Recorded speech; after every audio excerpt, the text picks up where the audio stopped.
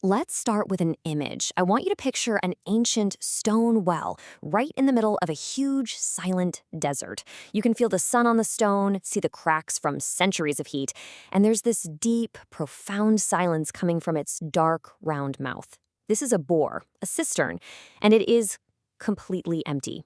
It's holding nothing but shadow, dust, a hollow echo. But listen, this emptiness isn't just a void, it's a powerful, immense potential. It's like the well itself is holding its breath, just waiting for the story to begin. And that image brings us to a really fascinating verse from the Zohar, the foundational text of Kabbalah. It says, "Drink water from your own bore, and flowing streams from your own beer." Now, right away, this should make you pause. We've got a profound puzzle here. The verse is clearly talking about one single place, right? Your own well. But it gives it two totally opposite names. A bore is an empty cistern. A beer is an overflowing spring. So what gives? How can one reality be both things at once? This isn't just some nice poetry. It's a cosmic riddle. And if we can solve it, we unlock the very mechanics of how our world receives and generates life. So to unlock this riddle, we have to get really clear on what these two words mean. On the left, you've got the bore. A bore is a pit, a cistern. Fundamentally, it's a passive vessel. It has no water of its own, zero. It can only hold what's poured into it. It represents potential, a kind of sacred emptiness that's defined by its ability to receive. And then on the right, you have the be'er. Oh, the be'er is a whole different ballgame. This is a wellspring. It's an active source, tapping into some hidden underground river and gushing forth living water, what the mystics call mayim chayim, from deep within itself. It's generative, it's overflowing, it's potential that has been fully realized. So back to the big question, how can one thing be both? The Zohar's answer is just stunning. It tells us it's not a contradiction, it's a process. It's a sacred journey of transformation. This is the secret story of the divine emanation known as Malchut. That's the vessel that represents our physical reality, our world, our own consciousness. This is the story of how a vessel, whose entire definition is based on having nothing, becomes the source of everything. To really understand this transformation, we have to pull back and look at the cosmic blueprint, the Kabbalistic tree of life, with its 10 sephirot. Our journey is going to start at the very bottom, with the sephirah that represents our world in its initial state, Malchut, the kingdom, as the bore. There's this ancient Aramaic phrase that sums up the core teaching about Malchut perfectly, leit la megar maklum. It means she has nothing of her own. Just let that sink in for a second.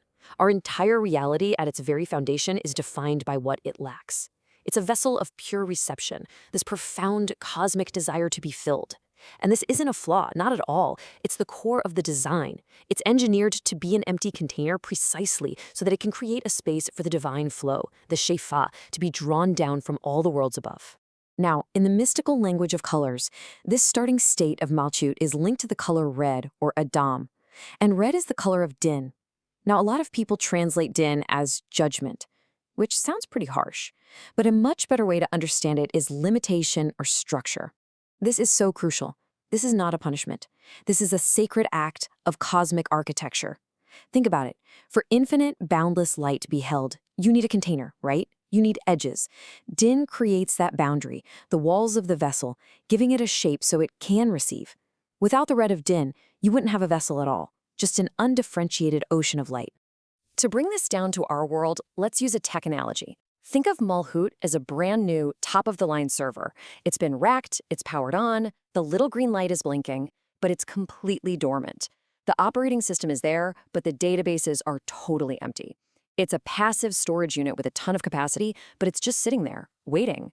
A system awaiting input, waiting for a call from some external API to tell it to start its function.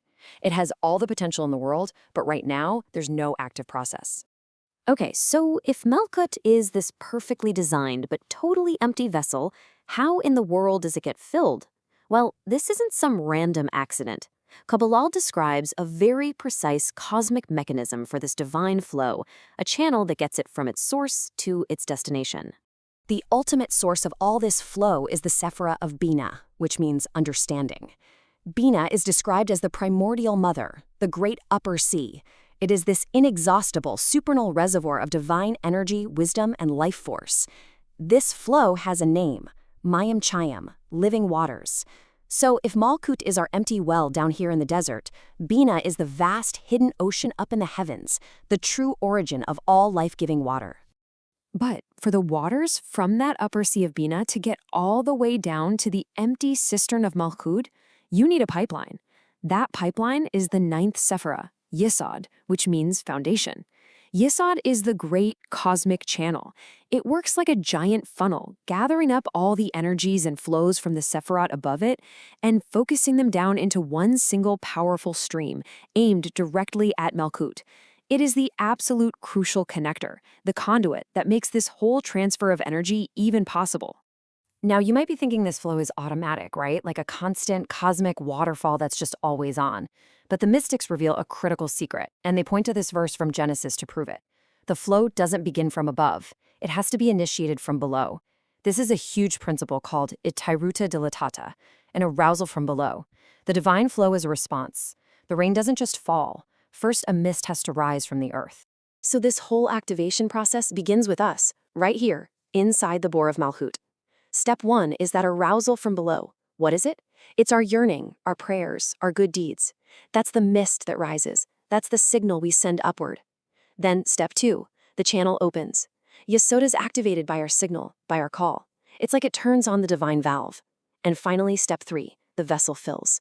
That divine flow, the Shefa, descends from the great reservoir of Bina. It courses through the pipeline of Yesod, and it pours into the empty vessel of our world. And now we get to the climax of the story, the moment of metamorphosis. I want you to picture our dry, silent well again. Imagine a single drop of luminous water falls, and when it hits the dusty floor, it makes a soft chime of light, then another. And soon a trickle of pure radiance begins to flow down the inner wall. It's not just wetting the stone, it's saturating it, causing the very structure of the well to start glowing from within, with this soft, pearlescent light. And this right here is the crucial point. The vessel doesn't just get filled. It is fundamentally transformed by what it receives. The living waters don't just sit in the container, like water in a bucket. They integrate with it. The passive bore awakens. It absorbs the divine flow, and in doing so, it stops being a mere container and becomes an active source. It's not just holding life anymore. It is now gushing it forth to sustain all of creation. So let's just lay out this whole metamorphosis. The state transforms from a bareh, the empty cistern, to a be'er, the gushing wellspring.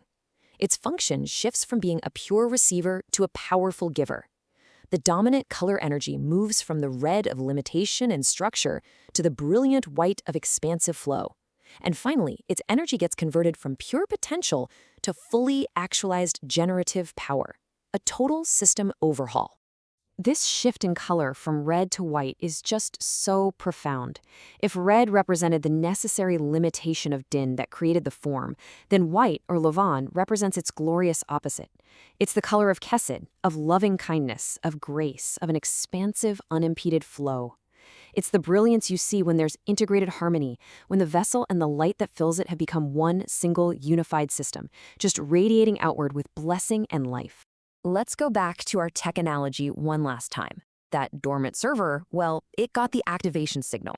It has downloaded all its data packets. It is no longer just a passive storage unit. It's a live, active node on the network. It's now receiving a constant stream of data. It's processing it, running applications, and it's broadcasting its own generative output to the entire system. It has become an integral contributing part of the whole network.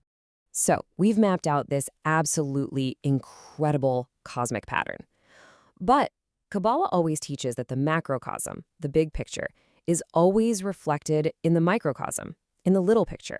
So the real question, the one that matters most, is what does this pattern mean for our lives, for our own consciousness? How do we apply this ancient teaching to our modern, everyday lives? Well, the mystics gave us some really powerful analogies to help translate this cosmic process into the language of the human soul. So here's one way. Think of it like a video game. Your inner self, your soul, is the special location in your personal world, an ancient dry well.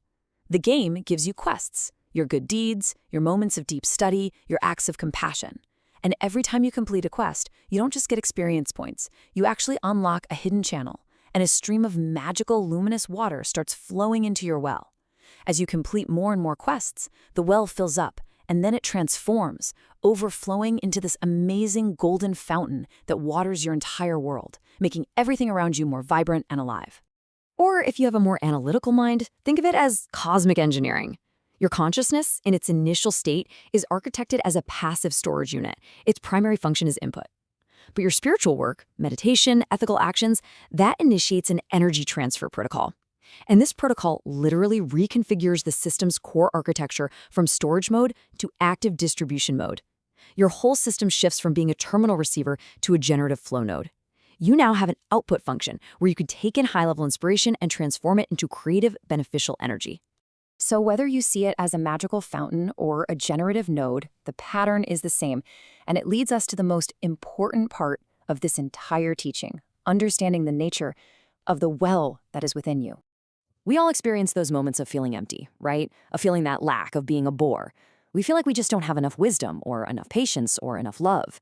But this teaching completely reframes that entire experience. That inner emptiness is not a flaw that you need to fix. It is your greatest asset. It is the sacred vessel you were given, the very space designed to draw down inspiration and wisdom and love from a source that's far beyond our limited selves. You see, the emptiness is the absolute prerequisite for being filled. So the final question isn't if you have a well. The question is, what will you do with it? What waters will you choose to draw into your well? What choices, what actions, what yearnings are you sending upward to open the channels? Because every act of kindness, every moment of genuine seeking transforms our inner lack into an overflowing beer, a wellspring of blessing for ourselves and for everyone our lives touch. Thank you for joining us for this complete journey through the Pardes. We hope these ancient truths help you and your family improve your own dimensions this week. If you enjoyed this full chapter deep dive, please like, subscribe, and share which part of the journey touched your soul in the comments. We'll see you in the next chapter.